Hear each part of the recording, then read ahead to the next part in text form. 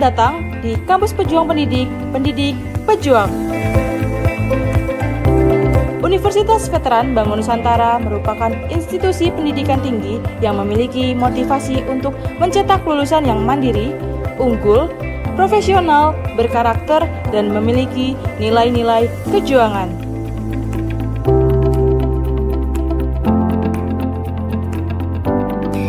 Saya Rektor Universitas Veteran Bangun Nusantara, Profesor Dr. Farida Nugrahani Magister Humaniora.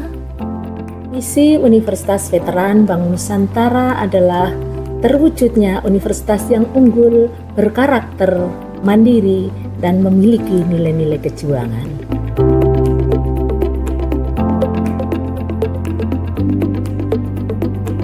Univet bisa, Univet jaya, Univet unggul luar biasa.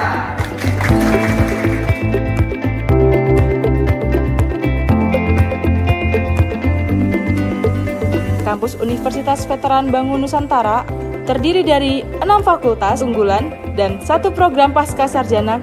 Univet Bantara memiliki peringkat ke-97 antar perguruan tinggi se-Indonesia. Assalamualaikum warahmatullahi wabarakatuh. Selamat pagi, salam sejahtera bagi kita semua. Terima kasih sudah memberikan kesempatan untuk saya berpresentasi. Hari ini Jumat tanggal 17 2024, saya Happy Mahardika Anemastiti dengan NIM 23215200037 kelas PGSD 1 kelompok 3 akan mempresentasikan seminar PPG saya mengenai paradigma baru terhadap makna guru. Ada 3 poin penting yang akan saya sampaikan. Yang pertama adalah review pengalaman belajar, kedua desain inovasi dan rencana tindak lanjut, dan yang ketiga adalah perubahan makna guru. Dan saya akan langsung mulai dari poin pembahasan yang pertama, yaitu review makna belajar. Setelah menjalani perkuliahan PPG Prajabatan selama 2 semester, saya mempelajari banyak mata kuliah yang memberikan banyak pengajaran bagi saya, mulai dari mengajar, penyusunan rencanaan pembelajaran, pemahaman karakter peserta didik dan kebutuhan peserta didik, hingga pembuatan asesmen yang benar. Semua mata kuliah yang telah saya pelajari sangat berarti bagi saya yang nantinya menjadi bekal saya sebagai calon guru. Pada poin pembahasan review pengalaman belajar ini, mata kuliah yang saya pilih yaitu Prinsip Pengajaran dan Asesmen 2. Prinsip Pengajaran dan Asesmen 2 merupakan lanjutan dari Prinsip Pengajaran dan Asesmen 1 yang telah dipelajari di semester 1. Pada semester ini, komponen praktik lebih banyak, di mana mata kuliah Prinsip Pengajaran dan Asesmen 2 akan sinkron dengan pelaksanaan praktik pengalaman lapangan 2. Materi pada mata kuliah ini mengikuti alur merdeka, yang pertama adalah mulai dari diri, eksplorasi konsep, ruang kolaborasi, demonstrasi kontekstual, elaborasi pemahaman, koneksi antar materi, dan aksi nyata. Pada mata kuliah ini, saya mempelajari cara menganalisis karakteristik peserta didik melalui asesmen awal, cara menyusun rancangan pembelajaran dan asesmen yang berpihak pada peserta didik, dan cara melaksanakan pembelajaran dan asesmen dengan pendekatan Teaching at the Right Level and Culturally Responsive Teaching atau CRT. Mata kuliah yang bertujuan membekali mahasiswa dengan pengetahuan dalam merancang, melaksanakan, hingga mengevaluasi pembelajaran. Pembelajaran ini harus didasari pada pemahaman karakteristik dan kemampuan peserta didik yang kemudian didesain sedemikian rupa untuk menghadirkan pembelajaran yang inovatif dan mudah diterima.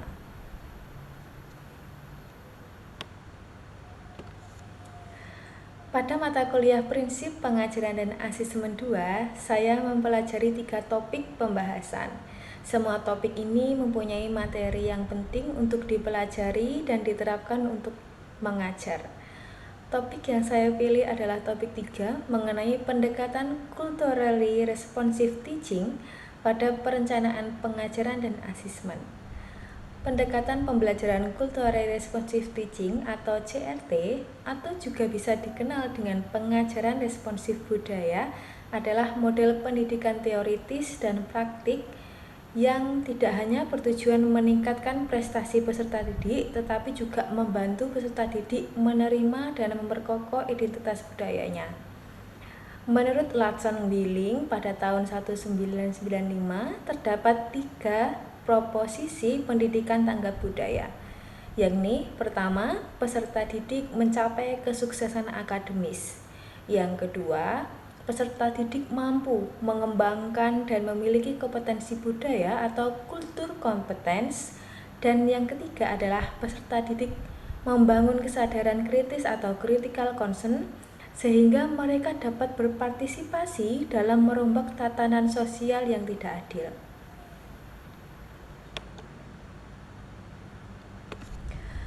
Culturally responsive teaching diintegrasikan melalui sejauh mana pengetahuan budaya yang dimiliki oleh peserta didik, pengalaman peserta didik, dan gaya belajar yang beragam, agar memberikan pengalaman belajar yang lebih bermakna. Sementara itu, karakteristik dari pendekatan pembelajaran ini antara lain yang pertama, mengakui adanya warisan budaya dari berbagai kelompok etnis yang berbeda, membangun hubungan yang bermakna antar peserta didik, membangun berbagai strategi pembelajaran yang terkait dengan berbagai macam gaya belajar yang berbeda, mengajarkan peserta didik untuk mengetahui dan mencintai warisan budaya mereka sendiri, serta menghargai kebudayaan orang lain. Dan yang terakhir, menggabungkan informasi multikultural, sumber daya, serta keterampilan untuk diajarkan di sekolah. Dalam konteks Indonesia dengan keberagaman nilai, keyakinan, suku bangsa, serta latar budaya yang bermacam-macam, hal ini mempengaruhi nilai serta perilaku peserta didik dan adanya interaksi guru dan peserta didik. Oleh sebab itu, perlu adanya pendekatan culturally responsive teaching yang bisa memasukkan budaya Indonesia ke dalam pembelajaran. Pembelajaran jadi lebih bermakna untuk peserta didik dengan memperkenalkan mereka pada budaya kehidupan sehari-hari di dalam kelas. Selanjutnya, kita akan membahas mengenai artefak pembelajaran. Artefak pembelajaran dari mata kuliah prinsip pengajaran dan asesmen khususnya topik 3. Dalam bidang pendidikan, artefak merujuk pada tugas atau karya siswa yang dihasilkan dari proses belajar. Artefak hasil belajar siswa mempunyai peran penting dalam kegiatan aktif atau active learning. Yang pertama yaitu adalah artefak pembelajaran dari alur mulai dari diri, yang kedua eksplorasi konsep, dan yang terakhir adalah koneksi antar materi. Yang pertama adalah mulai dari diri. Pada topik mulai dari diri terdapat beberapa pertanyaan. Yang pertama adalah bagaimana Anda merancang pembelajaran dan asesmen pada siklus sebelumnya? Apakah sudah menerapkan pendekatan student centered teaching atau pembelajaran yang berpusat pada peserta didik? Menurut saya, dalam merancang pembelajaran dan asesmen yang efektif perlu adanya pendekatan yang terstruktur dan holistik. Pertama-tama, langkah awal adalah menetapkan tujuan pembelajaran yang jelas, spesifik, dan terukur. Sekaligus memilih metode pembelajaran yang sesuai dengan kebutuhan siswa dan materi yang akan diajarkan. Selanjutnya, perlu dirancang kurikulum yang menyeluruh dengan memilih dan sumber belajar yang relevan, serta mengembangkan beragam aktivitas pembelajaran untuk memfasilitasi pemahaman mendalam. Di sisi asesmen, langkah penting lainnya adalah mengidentifikasi kriteria penilaian yang jelas, memilih jenis asesmen yang sesuai dengan tujuan pembelajaran, dan merancang instrumen asesmen yang memadai. Seiring itu, penting untuk memberikan umpan balik yang konstruktif kepada peserta didik guna mendukung pertumbuhan dan perbaikan. Meskipun demikian, perlu diakui bahwa saya belum menerapkan pendekatan student centered teaching. Untuk melengkapi pendekatan pembelajaran saya, akan bermanfaat untuk lebih memperhatikan lagi kebutuhan dan keaktifan siswa dalam proses belajar, serta memberikan ruang bagi mereka untuk mengambil peran yang lebih aktif dalam pembelajaran mereka sendiri. Dengan menyelaraskan pendekatan ini, pembelajaran dan asesmen dapat menjadi proses yang lebih bermakna, terlibat, dan berdampak positif pada perkembangan siswa seluruhnya.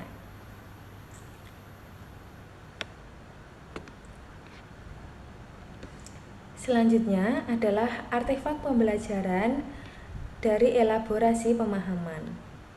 Ini mahasiswa harus melengkapi integrasi aspek CRT atau Culturally Responsive Teaching, di mana terdapat beberapa integrasi. Yang pertama adalah penyertaan konten dari budaya lain, di mana peserta didik diberikan contoh perbedaan budaya antara budaya lokal dengan budaya lain untuk saling menghargai keberagaman budaya yang ada.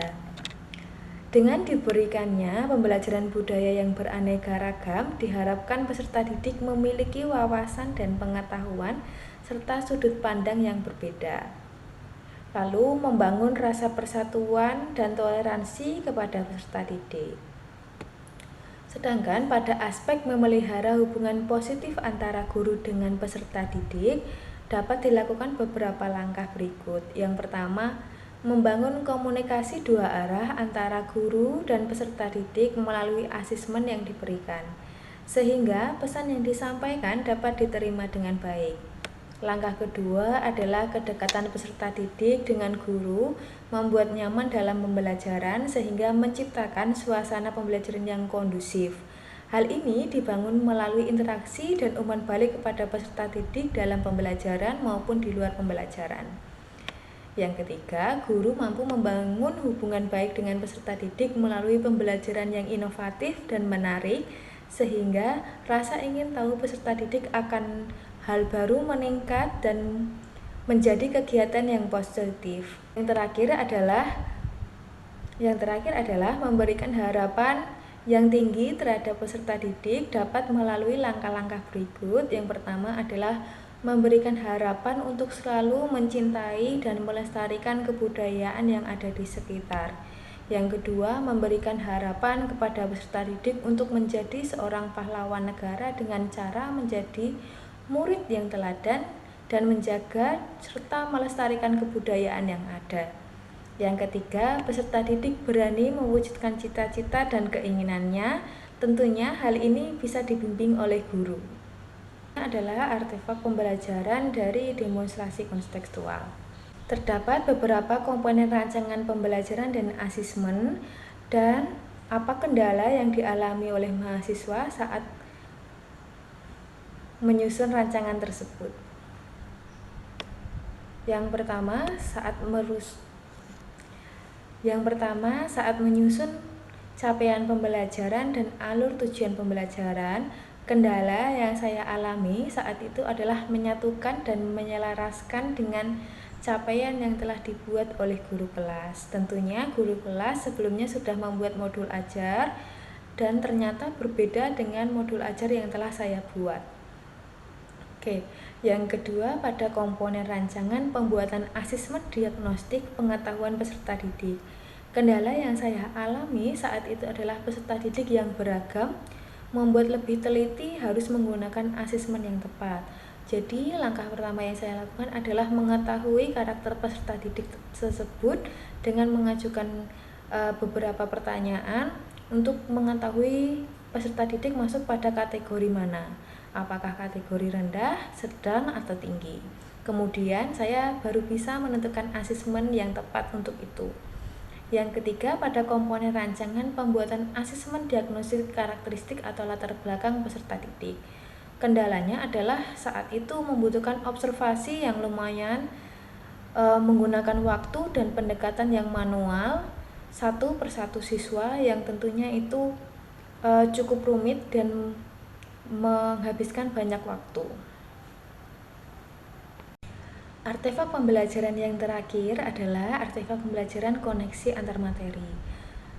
Pada tugas ini terdapat beberapa pertanyaan. Yang pertama adalah bagaimana Anda melihat pentingnya penyelarasan muatan budaya untuk memberikan lingkungan yang nyaman bagi kegiatan pembelajaran dan asesmen untuk peserta didik. Melalui responsive teaching akan menjadi efektif di lingkungan kelas jika guru dapat membangun kesadaran budaya yang didapatkan dari pengalaman peserta didik itu sendiri. Guru tidak menyimpang dari kurikulum dalam hal standar yang diajarkan, tetapi harus memperhatikan bagaimana budaya peserta didik dapat dimasukkan ke dalam pembelajaran sehingga lebih sesuai dengan mereka. Contohnya dengan menunjukkan perbedaan yang kontras antara pengajaran yang relevan secara budaya dan pendekatan yang lebih tradisional, seperti meminta peserta didik menulis lagu daerah. Kegiatan pembelajaran yang dilakukan bisa mencakup materi yang sama, namun melakukan dengan budaya yang berbeda. Sejalan dengan itu, ketika kita menyediakan bahan bacaan untuk dibaca oleh peserta didik, penting untuk menyertakan buku yang bermuatan budaya-budaya daerah, budaya yang ada, atau hal yang berkaitan dengan budaya.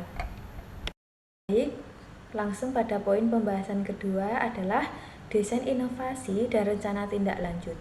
Dalam pembuatan desain inovasi ini tentunya mempunyai latar belakang. Latar belakang pada inovasi saya adalah yang pertama, rendahnya motivasi peserta didik untuk mempelajari pelajaran bahasa Indonesia dengan materi teks narasi karena terlalu banyak bahan bacaan.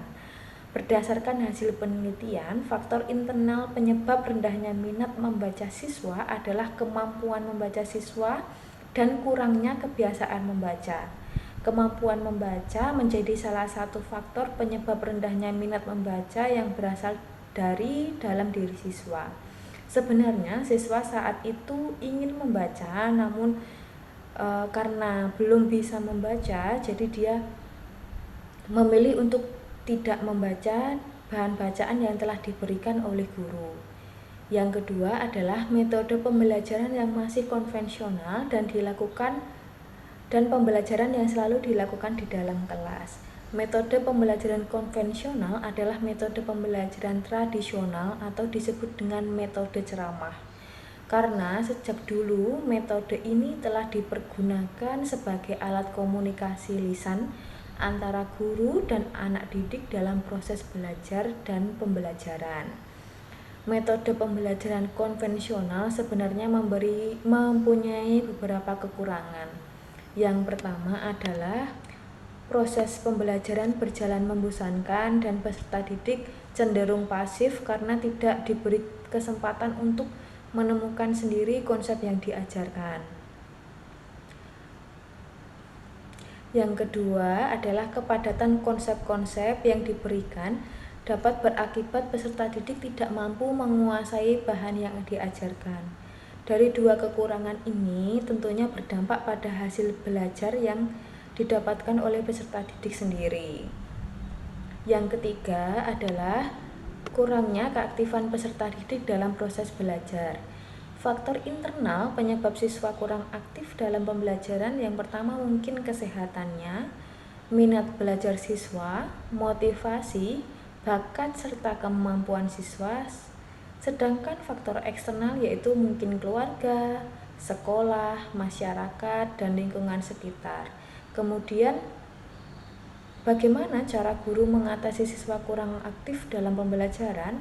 Bisa dilakukan tes diagnostis awal untuk mengetahui bagaimana karakter siswa itu sendiri.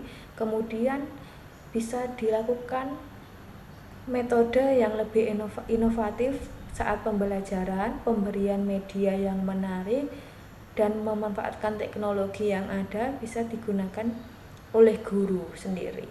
Yang keempat adalah masih jarangnya diterapkan game-based learning di dalam pembelajaran. Pembelajaran berbasis permainan belum sepenuhnya diterapkan di ruang kelas di Indonesia karena beberapa alasan. Pertama, kurangnya sumber daya dan kemampuan guru untuk menerapkan keterampilan pembelajaran berbasis permainan di sekolah dasar. Selain itu, guru mungkin masih mempraktikkan metode pengajaran konvensional dan menganggap bermain dan pembelajaran sebagai hal yang terpisah, sehingga menyebabkan keengganan untuk menerapkan pembelajaran berbasis permainan. Selain itu, penerapan pembelajaran berbasis permainan dapat memakan waktu lebih banyak, sulit untuk dinilai, dan menantang untuk diterapkan di kelas besar. Tantangan-tantangan ini mungkin menghambat penerapan pembelajaran berbasis permainan secara luas di ruang kelas di Indonesia. Setelah mengetahui beberapa latar belakang dari inovasi, maka saya membuat desain inovasi penerapan game-based learning dalam mata pelajaran Bahasa Indonesia dengan materi teks narasi yang diterapkan pada kelas 2. Desain tersebut bernama SUCE atau Susun Cerita. Sesuai dengan materi yang saya pilih, maka permainan SUCE atau Susun Cerita ini adalah salah satu permainan game-based learning dalam pembelajaran, di mana peserta didik nanti akan diberikan arahan terlebih dahulu di dalam kelas mengenai aturan permainan. Setelah itu, peserta didik akan diberikan kertas berisi clue untuk menemukan lokasi soal yang telah ditentukan. Setelah itu, peserta didik akan diarahkan keluar kelas untuk bekerja sama dengan kelompoknya untuk menemukan soal. Setelah menemukan soal, peserta didik bisa berdiskusi untuk mengurutkan cerita yang telah guru tentukan secara benar. Permainan ini tergolong cukup mudah untuk dilakukan karena hanya memanfaatkan kertas dan lingkungan sekolah saja. Learning sendiri adalah metode pembelajaran yang menggunakan game sebagai alat untuk mengajarkan materi. Dengan menggabungkan kesenangan dari bermain game dari proses belajar, metode ini diharapkan dapat meningkatkan motivasi dan hasil belajar siswa. Dalam game tersebut, siswa harus menyelesaikan tantangan yang diberikan untuk dapat melanjutkan ke level selanjutnya. Dengan cara ini, siswa akan lebih tertarik untuk belajar karena mereka merasa seperti bermain game. Selain itu, game-based learning juga dapat digunakan untuk mengembangkan keterampilan yang diperlukan dalam kehidupan sehari-hari seperti keterampilan komunikasi, kerja sama tim, dan problem solving. Dengan game yang dirancang untuk meningkatkan keterampilan tertentu, siswa dapat belajar dengan cara lebih menyenangkan dan efektif. Namun, perlu diingat bahwa game-based learning bukanlah pengganti metode pembelajaran tradisional. Metode ini harus digunakan sebagai tambahan untuk meningkatkan hasil belajar siswa. Oleh karena itu, penting untuk menyediakan game yang tepat untuk materi yang akan diajarkan dan menyesuaikan tingkat kesulitan game sesuai dengan tingkat kesulitan materi. Yang selanjutnya adalah rencana tindak lanjut. Di sini saya akan melakukan 3 tahapan rencana tindak lanjut. Yang pertama adalah tes diagnostik awal. Melakukan tes diagnostik awal untuk mengetahui minat dan gaya belajar peserta didik yang akan digunakan dalam penyusunan perencanaan pembelajaran. Dapat disimpulkan bahwa tes diagnostik adalah tes yang digunakan untuk mengetahui secara tepat kelemahan dan kelebihan yang dimiliki oleh siswa pada pelajaran atau topik tertentu. Hasil dari tes ini digunakan guru untuk memperbaiki proses pembelajaran, sedangkan bagi siswa, hasil tes diagnostik dapat digunakan untuk memperbaiki proses belajar. Yang kedua adalah mengoptimalkan pembelajaran dengan metode pembelajaran yang inovatif. Kualitas pendidikan dapat ditingkatkan dengan menggunakan metode pembelajaran yang inovatif dan efektif. Metode tersebut harus dapat memenuhi kebutuhan dan kecepatan belajar siswa agar mereka dapat merasa lebih nyaman dan mudah memahami materi pembelajaran. Beberapa metode pembelajaran yang inovatif dapat digunakan adalah: pertama, blended learning, game-based learning, collaborative learning, flipped classroom, personalized learning. Dengan menggunakan metode-metode tersebut, diharapkan kualitas pendidikan akan semakin meningkat dan siswa dapat lebih siap menghadapi masa depan yang penuh dengan tantangan. Yang ketiga adalah berupaya untuk menerapkan pembelajaran yang mampu memasukkan materi yang berkaitan dengan kebutuhan. Konsep pembelajaran yang relevan secara budaya juga disebut dengan Culturally Responsive Teaching atau CRT, yang didefinisikan sebagai sebuah pedagogi yang memperdayakan peserta didik secara intelektual, sosial, emosional, dan politik dengan menggunakan referensi budaya untuk memberikan pengetahuan, keterampilan, dan sikap. Pendekatan ini melibatkan guru untuk membangun jembatan dari pengalaman peserta didik di rumah ke pengalaman mereka di kelas, membawa unsur-unsur ke dalam pembelajaran sehari-hari mereka di sekolah yang memvalidasi budaya mereka dan membuat pembelajaran yang sesuai dengan pengalaman di rumah karena koneksi atau terkehubungan tersebut. Yang selanjutnya adalah saya telah melakukan teks diagnostik awal pada kelas 2 dengan siswa sebanyak 20 peserta dengan 3 kategori, yaitu rendah dengan rentang nilai 0 sampai 60, kategori sedang pada nilai 61 sampai 85, dan kategori tinggi dengan rentang nilai 86 dan 100. Dari hasil tes yang telah dilakukan, kategori rendah sebanyak 3 siswa, sedang sebanyak 7 siswa, dan tinggi sebanyak 10 siswa. Tes diagnosis ini mempunyai 10 pertanyaan. Yang selanjutnya adalah poin pembahasan ketiga, perubahan makna guru sebelum PPG dan setelah PPG. Sebelum PPG, saya beranggapan bahwa profesi guru bersifat statis di mana guru hanya melakukan kegiatan yang sama, yakni mengajar dalam waktu yang lama. Jika diibaratkan sebuah tanaman, guru adalah akar, di mana guru berperan sebagai sumber pengajaran dan guru hanyalah melakukan transfer ilmu pengetahuan pada peserta didik, juga mendidik agar memiliki karakter yang baik. Guru dianggap berhasil ketika terjadi perubahan tingkah laku ke arah yang lebih baik dan ditunjukkan oleh peserta didik. Guru juga selalu menerapkan teacher center atau berpusat pada guru dan selalu memberikan soal atau tugas.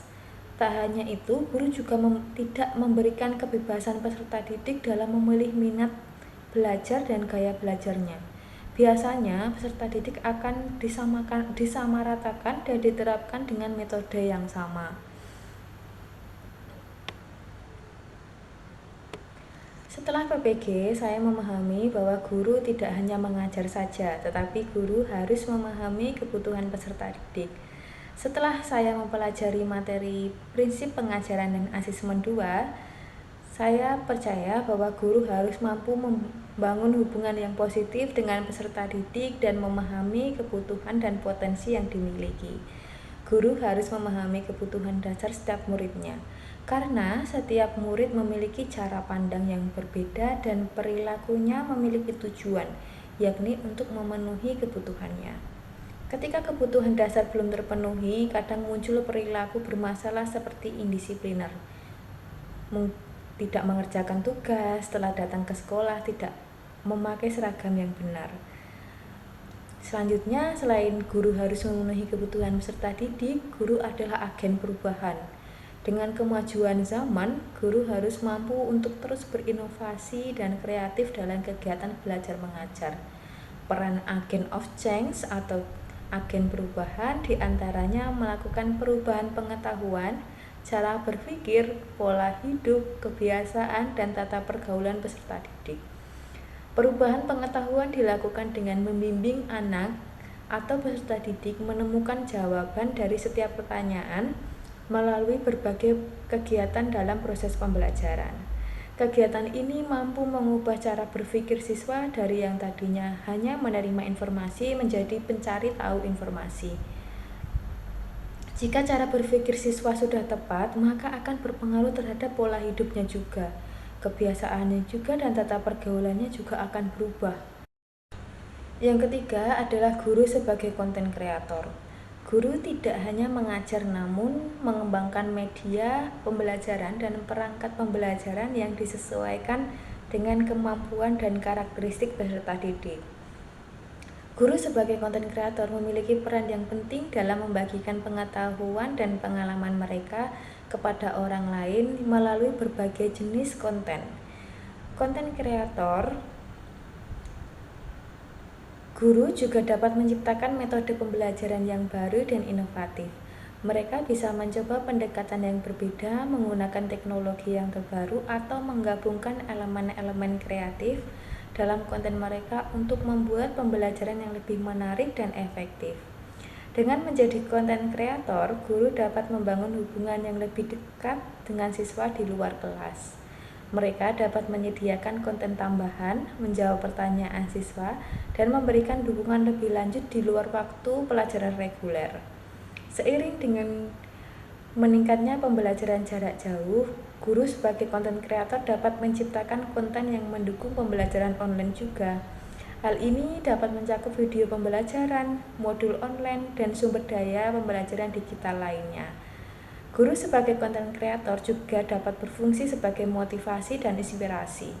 Dengan berbagi kisah sukses, pengalaman pribadi, dan wawasan inspiratif, mereka dapat memberikan dorongan semangat pada siswa dan audiens mereka.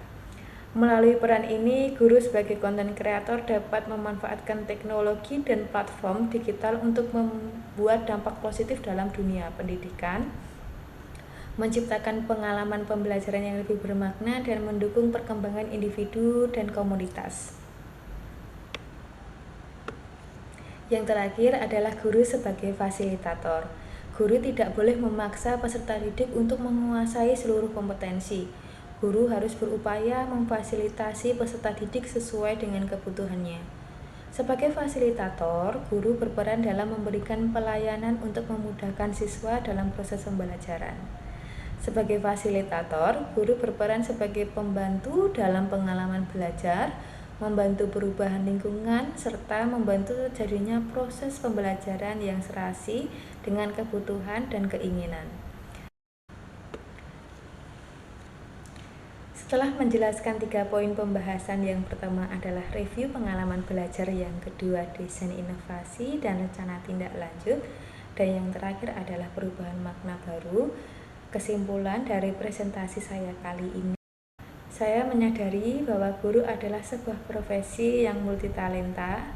Guru dituntut harus serba bisa, tidak hanya mengajar, namun menyiapkan perangkat pembelajaran, mendidik, menilai, mengevaluasi, dan selalu berinovasi untuk melaksanakan pembelajaran, serta menjadi fasilitator yang baik.